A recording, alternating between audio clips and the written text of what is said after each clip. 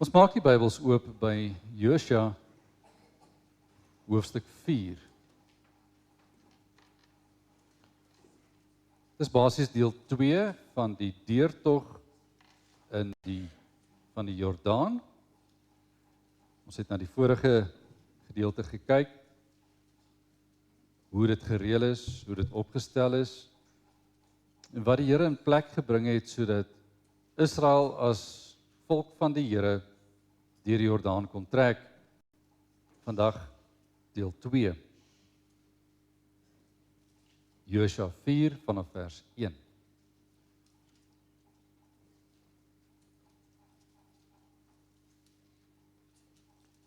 En toe die hele volk deur die deurtog deur die Jordaan volëindig het, het die Here met Josua gespreek en gesê: Neem vir julle uit die volk 12 manne, uit elke stam 1 man, en gee hulle bevel en sê: Neem vir julle vandaar uit die middel van die Jordaan, van die plek waar die voete van die priesters vas bly staan het, 12 klippe, en bring dit saam met julle deur en sit dit neer op die slaapplek waar julle vannag gaan oorbly.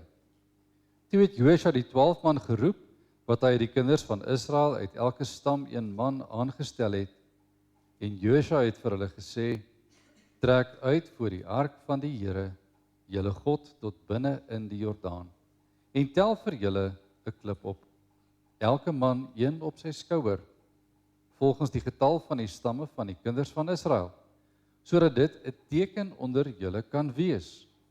As julle kinders later vra en sê: Wat beteken hierdie klippe vir julle?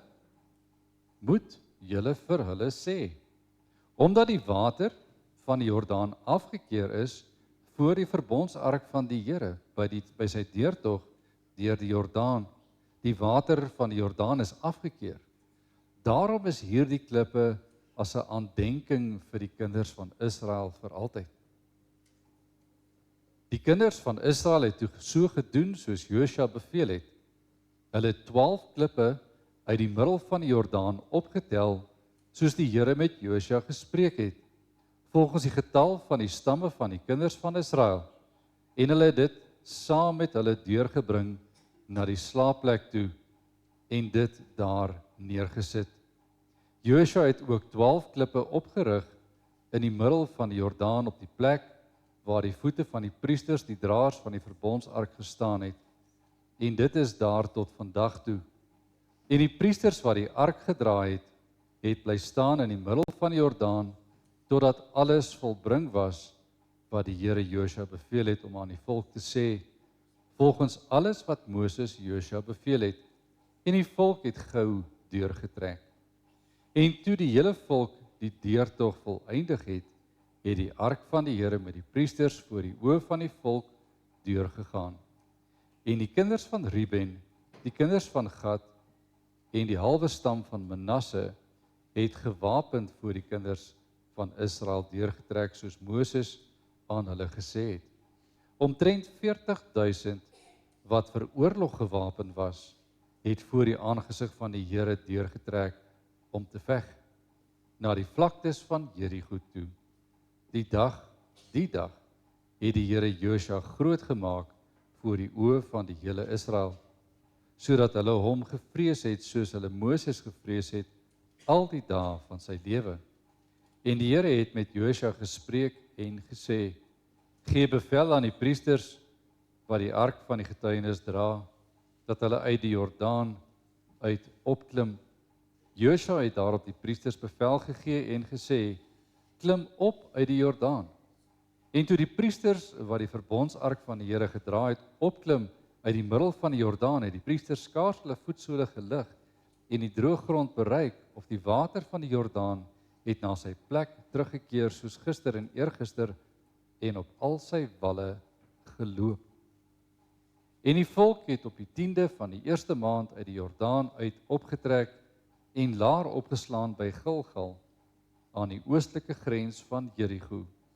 En daar die 12 klippe wat hulle uit die Jordaan geneem het, het Josua by Gilgal opgerig. En hy het met die kinders van Israel gespreek en gesê: Wanneer julle kinders later hulle vaders vra en sê: Wat beteken hierdie klippe?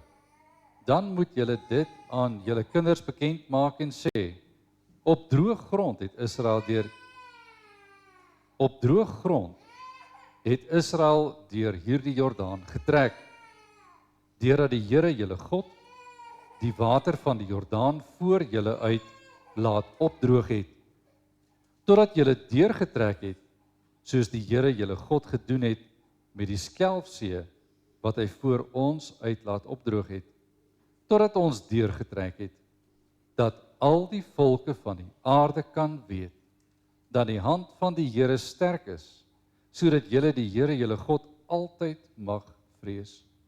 En toe al die konings van die Amorite wat anderkant die Jordaan na die weste was, en al die konings van die Kanaaniete wat by die see woon, hoor, dat die Here die water van die Jordaan voor die kinders van Israel uit laat opdroog het, totdat hulle deurgetrek het, het hulle hart versmelt, en was daar in hulle geen moed meer vanweë die kinders van Israel nie.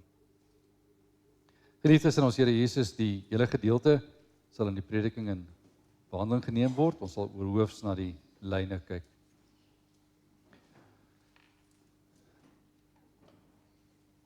Waarvoor het ons geheue? Om vir die kinders die vraag reguit te vra, hoekom moet ek onthou? Wie onthou die eksamen van die vorige kwartaal? Hand op. Eksamens is toetsing van kennis, is ek reg? Om jou eksamen te hê en nie te weet wat jy moet antwoord nie, beteken dat jy nie sal deurkom nie.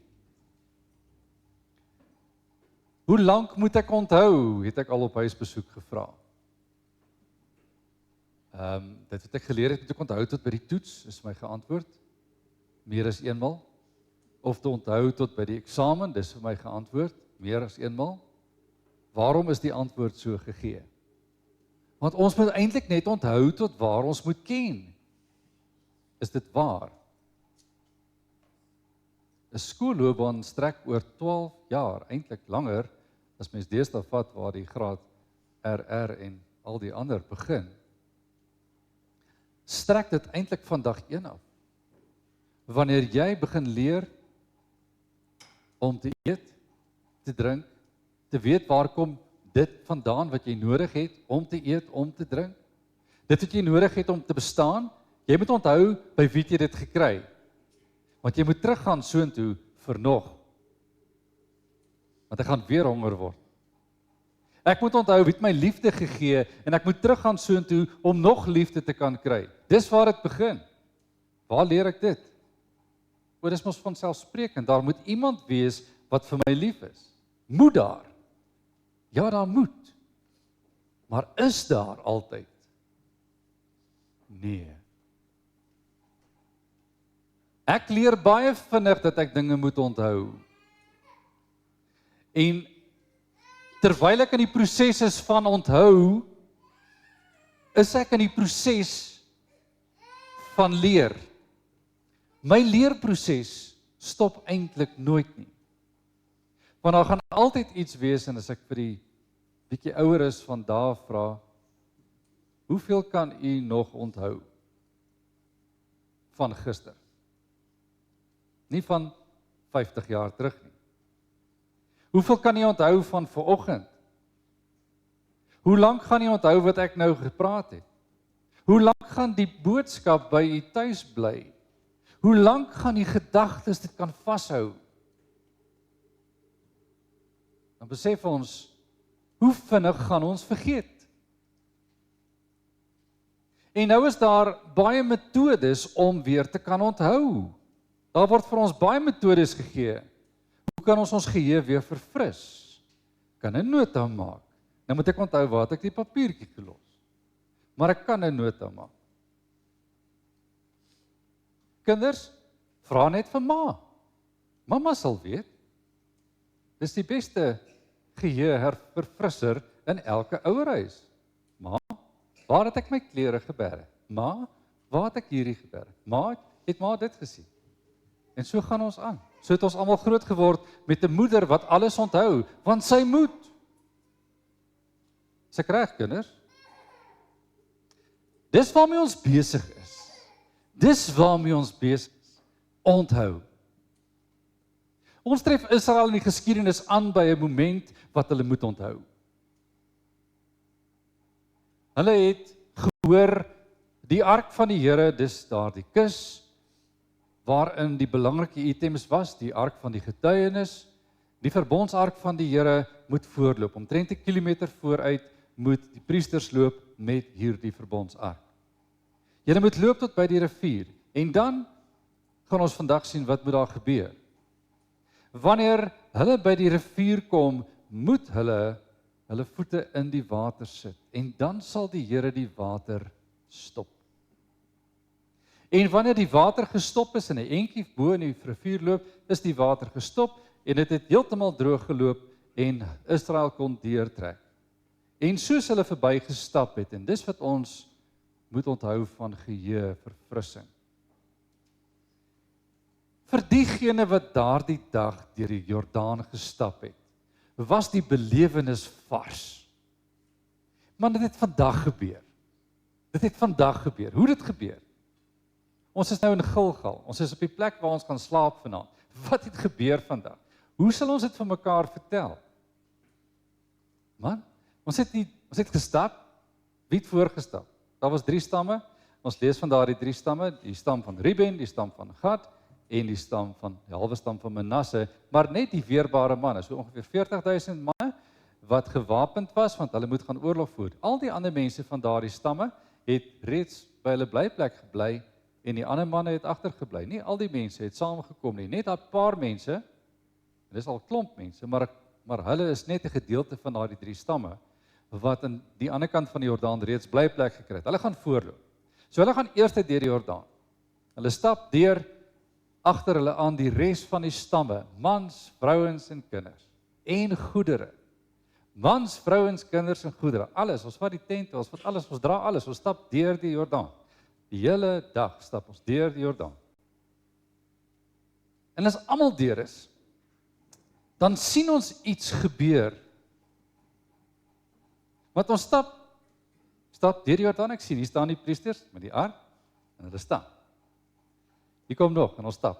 Almal sien die verbondsark van die Here en die priesters staan op die grond. Hier is nie water in die Jordaan nie. Dis 'n rivier in vloedtyd. Dis 'n vloedtyd want die sneeu wat smelt maak dat daar baie water is in hierdie tyd van die jaar. En daar is geweldig baie water. Dis nie 'n veilige deurreis vir man, vrou, kind nie. Dis glad nie 'n veilige deurtrek nie. En jy gaan nie al jou goedere aan die ander kant kry nie, maar ons trek. Ons is besig om te trek. En ons sien die verbondsark van die Here. Wie sien ons? Die priesters en dis die Here wat hulle verteenwoordig. Want die Here is hier teenwoordig, daarom staan die water stil. En hier kom nie water op die Jordaan deur nie. Ons kyk daarna en ons sê, wow. Wat is my reaksie as ek iets sien wat ek nie kan, wat nooit so werk? Wat 'n dag. Ons het vandag deur die Jordaan gestap. Ons sou moes swem. En van ons sou verdrink. Want jy kan nie deur 'n rivier in vloed net stap nie. Nou is ons daar deur en almal het deur gestap en soos hulle deurstap, is daar 12 manne aangewys, een uit elke stam wat een van die klippe optel uit die Jordaan en dit met hulle saamdra.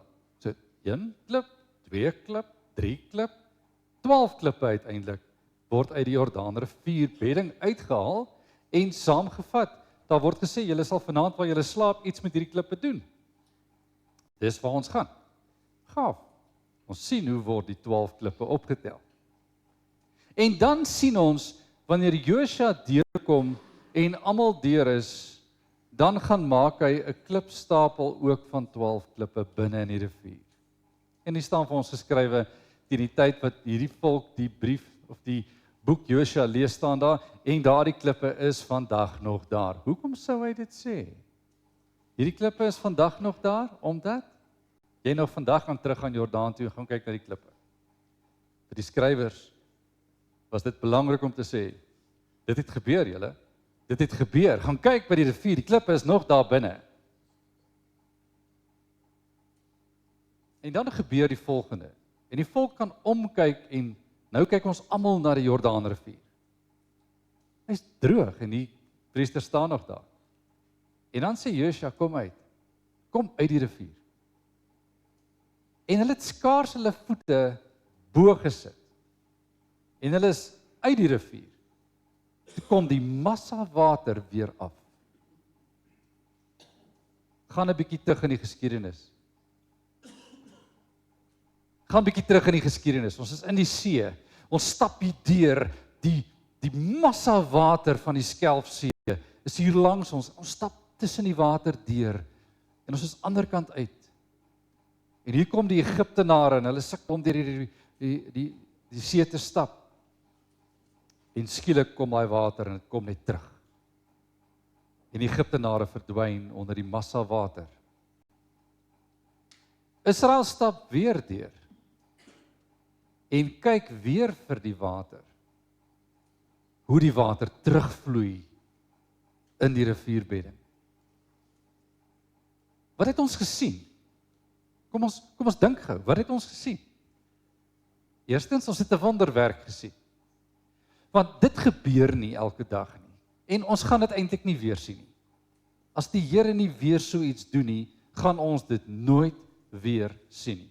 Nou is ons die eerste geslag wat dit gesien het. Dit was wonderlik. En ons praat oor hierdie water heeldag op pad Gilgal toe. Ons kom daar, wat gebeur in Gilgal?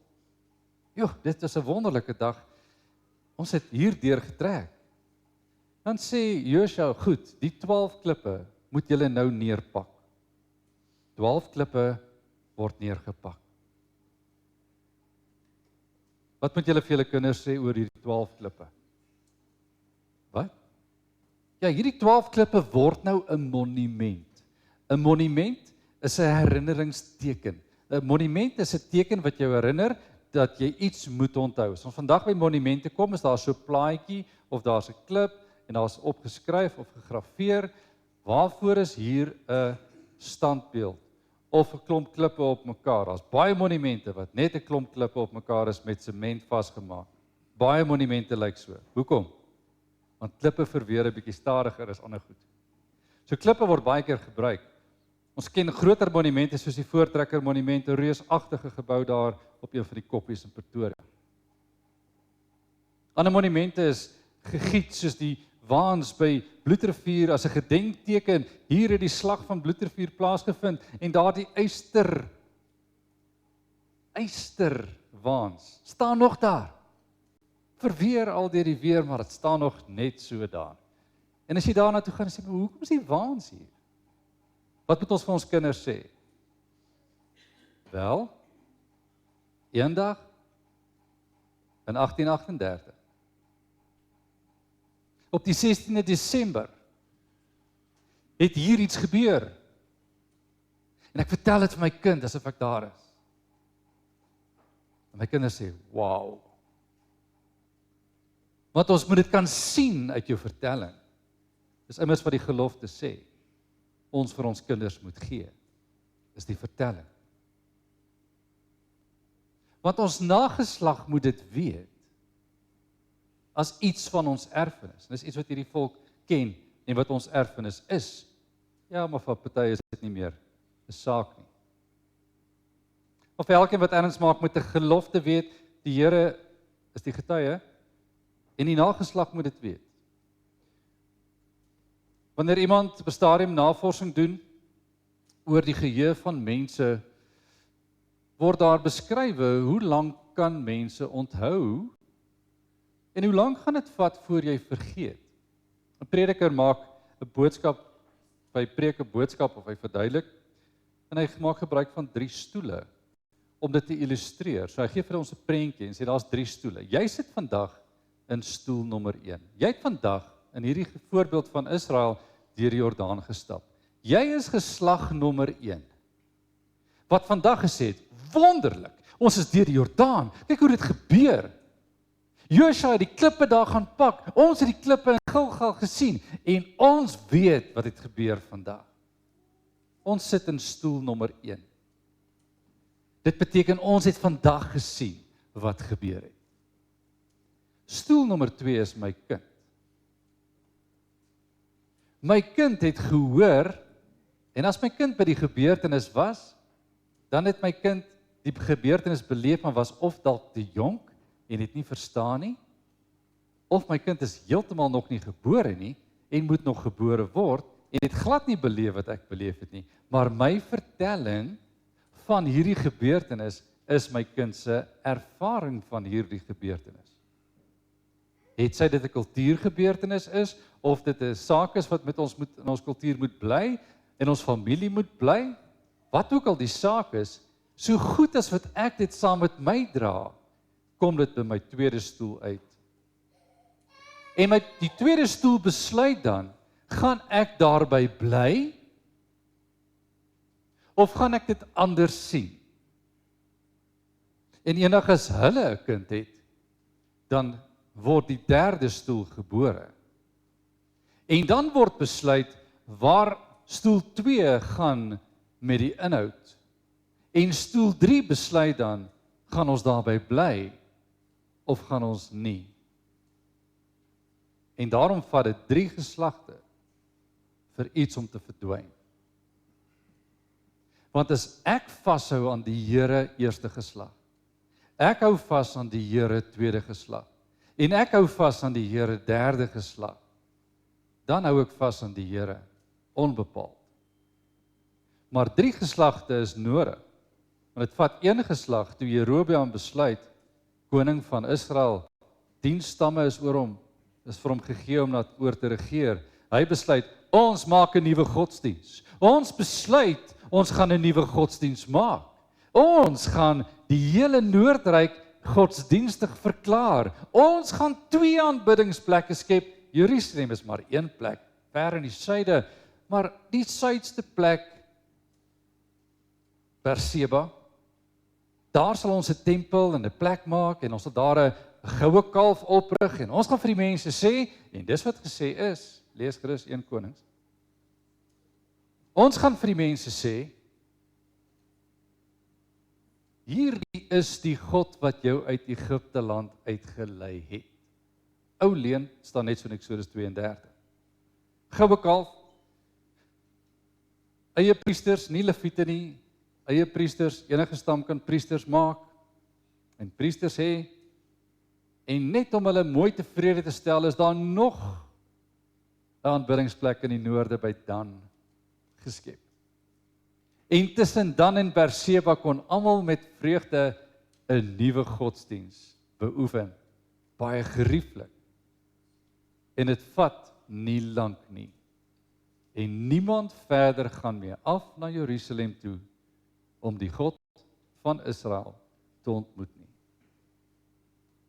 En lees maar die geskiedenis van die Noordryk, hulle word vroeër weggevoer deur Assirië, maar nie een koning volg die Here nie. En die hele stelsel val plat, want niemand herinner iemand nie. En hier is die vraag, wie moet ons ken? En dis die tema, wie moet ons ken? Ons moet die Here God ken. Nou kom ons in Gilgal aan die einde van hierdie dag, en die klippe word gepak, en dit word 'n monument. En wat is dit wat Josua laat sê? In die einde van hierdie gedeelte, wat ons dit vandag saam. En hy het met die kinders van Israel gespreek, dis vers 21. Hy het met die kinders van Israel gespreek en gesê, wanneer julle kinders later julle vaders vra en sê, hoor mooi, wanneer die kinders by hierdie ding verbygaan en sê, papa, hierdie klippe, wat se klippe is die? Wat doen hierdie klippe hier? My seun of my dogter, hierdie klippe, ek weet nie.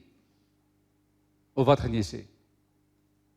Hierdie klippe, sê Josua, Op grond van wat die Here gesê het, jy moet sê. Hierdie klippe, wat beteken dit?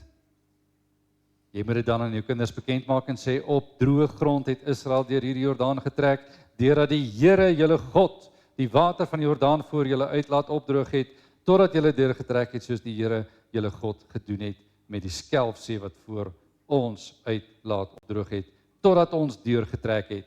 Soos wat die Here die see opgedroog het, so het die Here weer water laat opdroog, so het ons deurgetrek, soos 40 jaar gelede ons gedoen het, weer.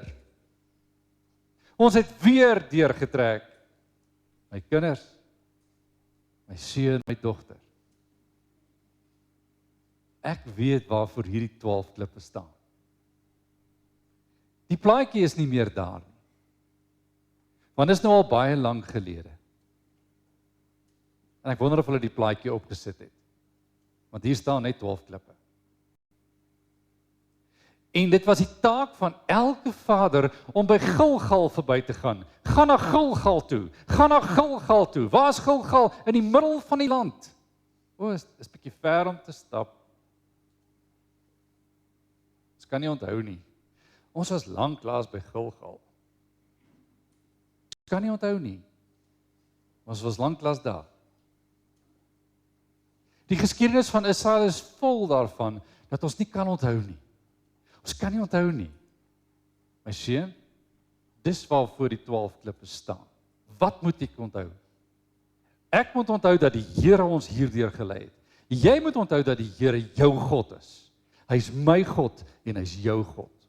Dit moet jy onthou. En as iemand soos Jerobam by jou verbykom en sê, weet jy wat, jy hoef nie Gilgal toe te gaan nie, want dit was die plek waar aanbidding sentraal was vir baie jare, voor Jerusalem die plek geword het. Ons moet onthou wat die Here doen met gedenkwaardighede. Hy herinner sy volk dat hy God is. Hy herinner sy volk dat hy God is. Onthou dit nou. Dis 'n frase wat ons moet onthou. As ons met ons kinders praat, wie het dit gedoen? Hoekom het hy dit gedoen? Vir wie het hy dit gedoen? Vir hulle met wie hy verbind is. Die eerste saak van dit wat ons moet onthou is, dit is hy wat Israel deur Jordaan gelei het. Ons moet dit onthou.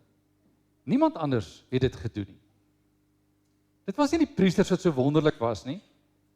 Kyk mooi hoe die Here passief, die mense in 'n passiewe toestand, beteken hulle doen nie eintlik iets nie.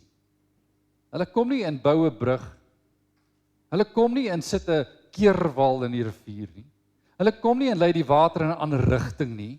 Hulle stap in die water in. Hulle kyk na die doodsgevaarlike water, stap in en die Here stop die water. Geloofsaksie. Die Here het dit gedoen. Tweede saak. Einde van die hoofstuk, begin met die volgende een, hoofstuk 5 vers 1. En toe al die konings van die Amorite wat aan die ander kant die Jordaan na die weste was, en al die konings van die Kanaaniete wat by die see woon, hoor dat die Here die water van die Jordaan voor die kinders van Israel uit laat opdroog het, totdat hulle deurgetrek het, het hulle hart versmelt, en was daar in hulle geen moed meer vanweë die kinders van Israel nie. Wanneer die monument opgerig word in Gilgal, beteken dit iets vir Israel se kinders. Maar wanneer die Here iets gedoen het soos hierdie, word dit rugbaar. Onthou in hoofstuk 2 staan daar klaar geskrywe, Rahab sê vanuit Jerigo, Rahab sê vanuit Jerigo, ons weet wat die Here gedoen het toe julle deur die see getrek het en wat met Egipte gebeur het. Ons weet wat die Here gedoen het met die twee konings aan die ander kant van die Jordaan, Og en Sion. Ons weet dit. Dit het by ons uitgekom.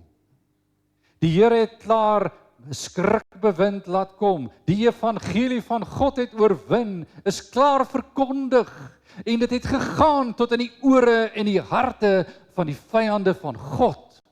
God het oorwin.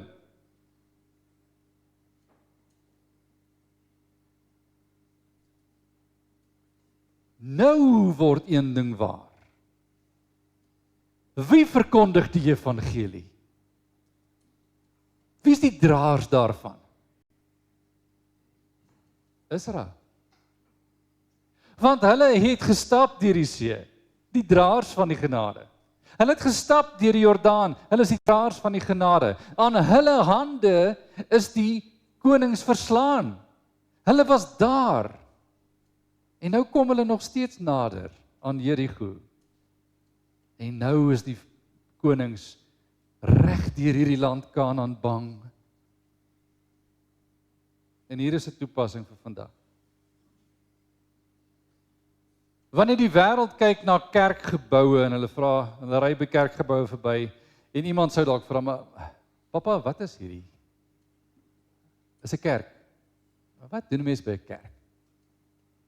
Maar kom 'n dag en 'n tyd en 'n uur wanneer 'n kind gaan vra, wat is 'n kerk? En dit word al vandag gevra. Ons is al by 3 geslagte verby waar mense besluit het, oupa Groot was die laaste een wat nog kerk toe wou gaan. Vandaar was die volgende stoel gevul deur een wat kerk toe moes gaan en een wat sy kind geforseer het om kerk toe te gaan. En nou is daar kinders wat sê, ons sal nie kerk toe gaan. En hulle kinders gaan ook nie meer kerk toe. Ons is al daar.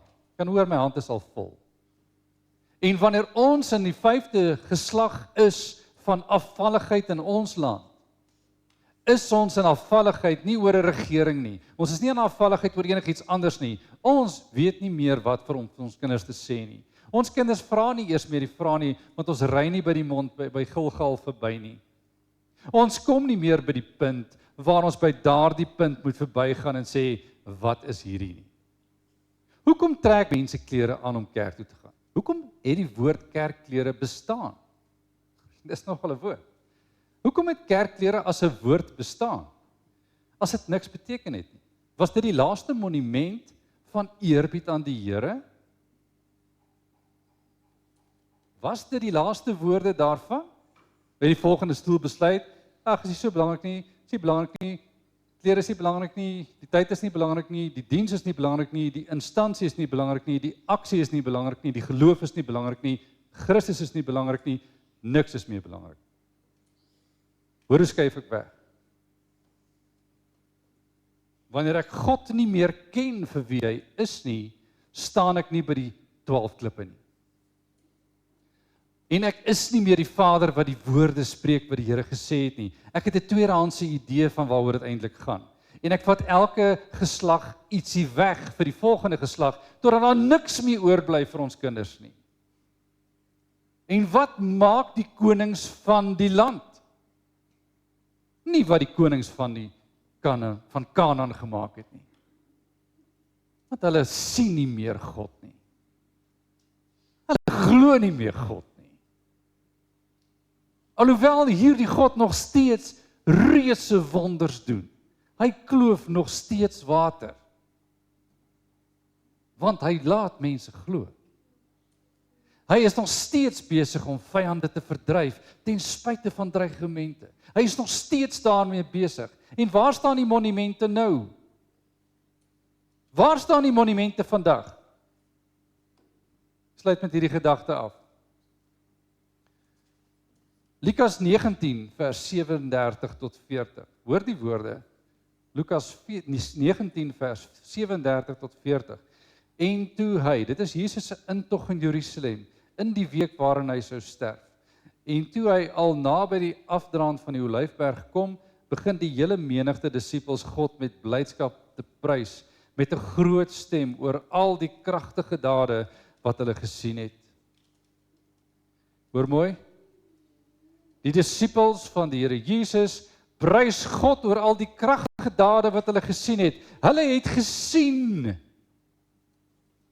wie hy is.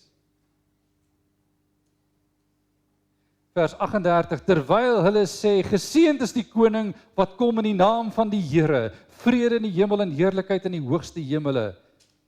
En dan vers 39, sommige van die fariseërs uit die skare sê vir hom, meester, bestraf u disippels.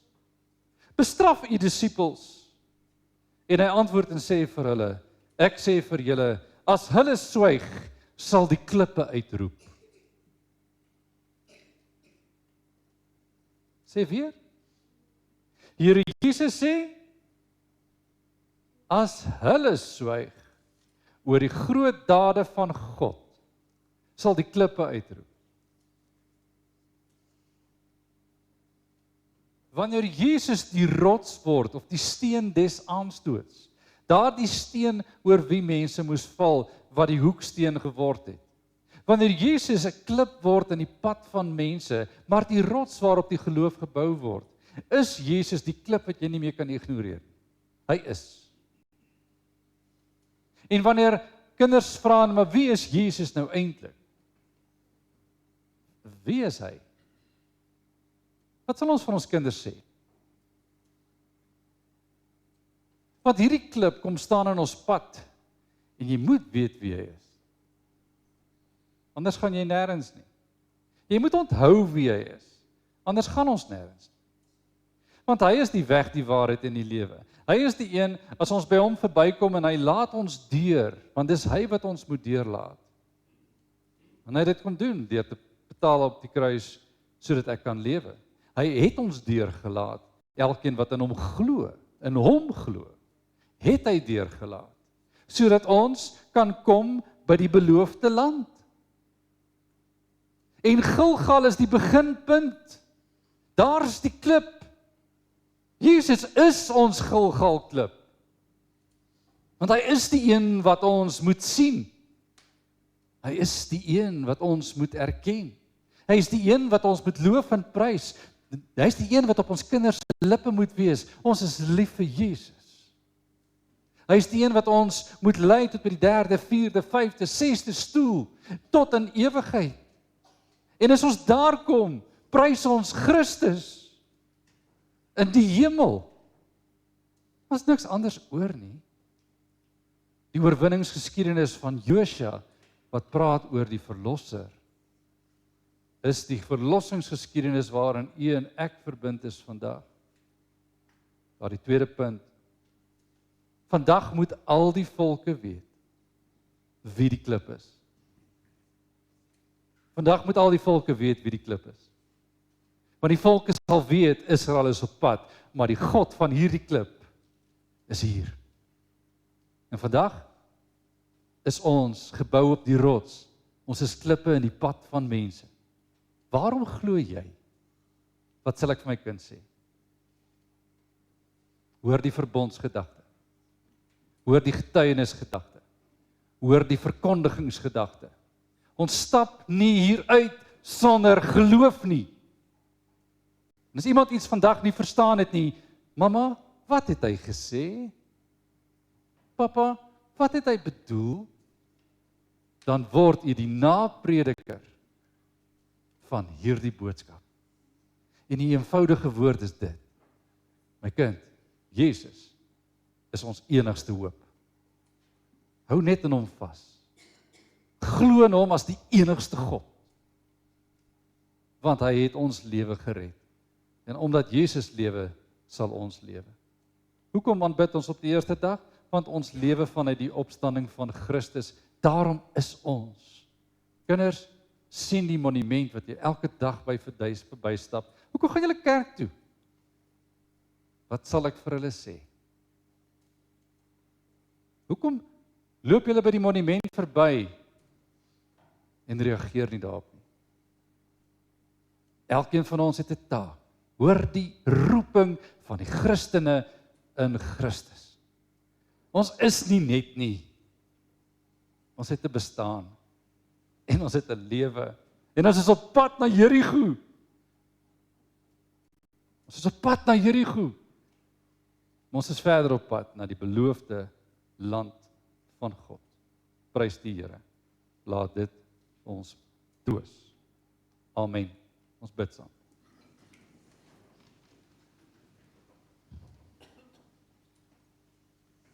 Almagtige en barmhartige God. Dankie Here dat ons kan weet, ons kan ken wat hierdie klip beteken. Ons kan ken en ons kan onthou want U herinner ons. en ons herinner mekaar. Laat hierdie boodskap van hoop en standvastigheid ook vir die toekomstige geslagte 'n vaste hoop wees. Want ons staan nie net in die 21ste eeu as 'n geslag wat die Here se genade hoor, tweede, derde, vierde, vyfde hands nie. Maar ons hoor dit nog direk van God af, want die woord is nog oop.